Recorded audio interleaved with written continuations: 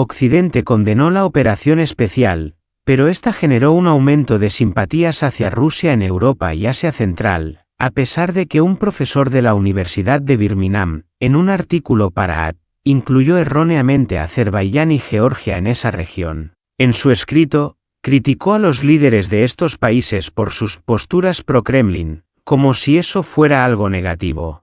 Stefan Wolf: Rusia continúa su avance en el Donbass a lo largo de toda la línea del frente. En medio de estos eventos, las elecciones regionales en 2 estados del este de Alemania mostraron un aumento en la popularidad de partidos de extrema derecha e izquierda. Lo más preocupante es que ambos se oponen al apoyo a Ucrania y respaldan una posición prorrusa respecto a la operación especial. Culpan principalmente a Occidente por el conflicto, argumentando que provocó a Rusia, mientras fomentan el miedo a un enfrentamiento militar total con Moscú.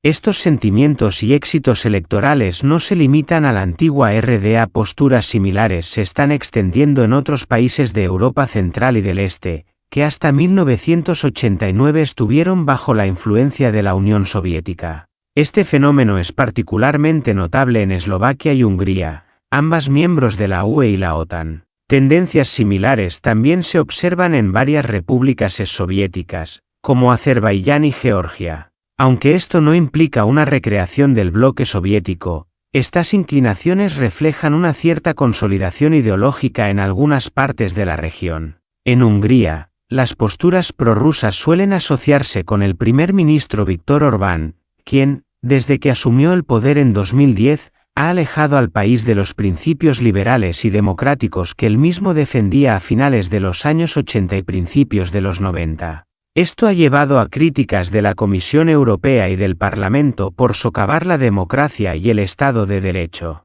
El Tribunal Europeo multó a Hungría con 200 millones de euros, unos 221 millones de dólares, por violar deliberadamente las reglas de asilo de la UE. Sin embargo, esto no impidió que Viktor Orbán ganara sus 4º elecciones nacionales consecutivas en 2022. Aunque su partido obtuvo menos del 50% de los votos en las elecciones al Parlamento Europeo en 2024, Orbán solo fortaleció su postura pro-Putin. En octubre de 2023, en Pekín, Orbán se convirtió en el primer ministro de un país de la UE y la OTAN en reunirse en persona con Putin. En julio de 2024, estrechó la mano del líder ruso nuevamente, esta vez en Moscú, pocos días después de que Hungría asumiera la presidencia temporal de la UE. Su homólogo eslovaco, Robert Fico, volvió al poder en octubre de 2023, basando su gobierno en una retórica prorrusa y antiucraniana.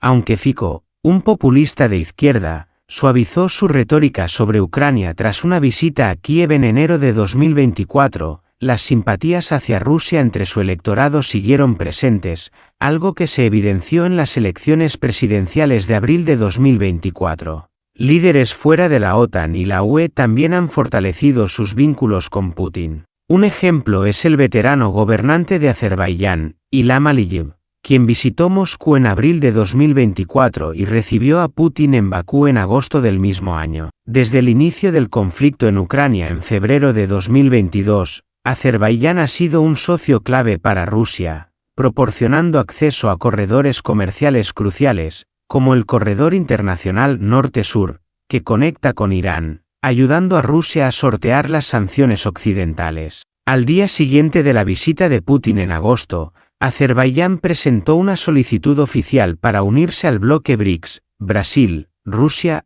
India, China y Sudáfrica. A finales de julio, Bakú también solicitó el estatus de observador en la Organización de Cooperación de Shanghái, dando un paso importante hacia la membresía plena en esta organización liderada por China. También es importante mencionar a Georgia, que alguna vez fue vista como un símbolo de la renovación democrática en el espacio postsoviético. Hoy, el país se mueve hacia una autocracia prorrusa. A pesar de la guerra ruso-georgiana de 2008, bajo el gobierno del partido Sueño Georgiano, en el poder durante más de una década, Tiflis y Moscú han restablecido gradualmente sus relaciones. Oficialmente, el gobierno georgiano sigue expresando su deseo de unirse a la UE. En diciembre de 2023, El Consejo Europeo otorgó a Georgia el estatus de país candidato. Sin embargo, las relaciones con la Unión Europea se han deteriorado desde la primavera de 2023, cuando el gobierno de Tiflis aprobó la llamada Ley de Agentes Extranjeros, a pesar de las protestas tanto dentro del país como por parte de la UE.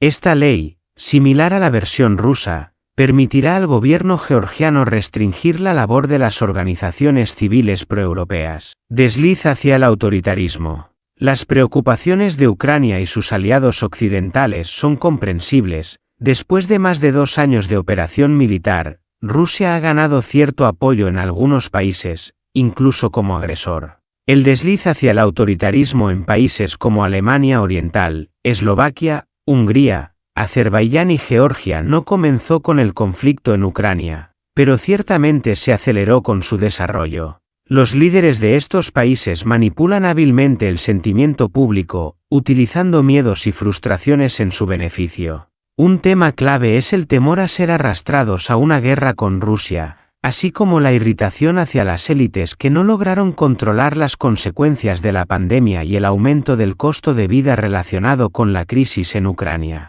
Además, muchos todavía sienten nostalgia por el orden de los tiempos del bloque soviético, cuando líderes fuertes imponían estabilidad, en contraste con los actuales regímenes liberales, que a menudo son culpados por el caos actual. Sin embargo, las elecciones en Chequia y Polonia, celebradas el año pasado, demostraron que es posible detener y revertir el retroceso democrático en los países del antiguo bloque soviético. De manera similar, la decisión de Armenia de retirarse de la Organización del Tratado de Seguridad Colectiva, liderada por Rusia, muestra que las alianzas geopolíticas no son inmutables y pueden cambiar. Todos estos cambios resaltan la fragilidad del orden de seguridad tanto en Europa como en el mundo. El momento y la forma en que termine el conflicto en Ucrania serán factores clave para determinar el nuevo orden mundial. Sin embargo, considerando el crecimiento simultáneo del populismo de derecha e izquierda, así como el fortalecimiento de viejas y nuevas autocracias que comparten una visión ideológica con el Kremlin, no es posible asegurar que el restablecimiento de un orden liberal esté garantizado, independientemente del resultado del conflicto en Ucrania, si es que se puede hablar de un ganador.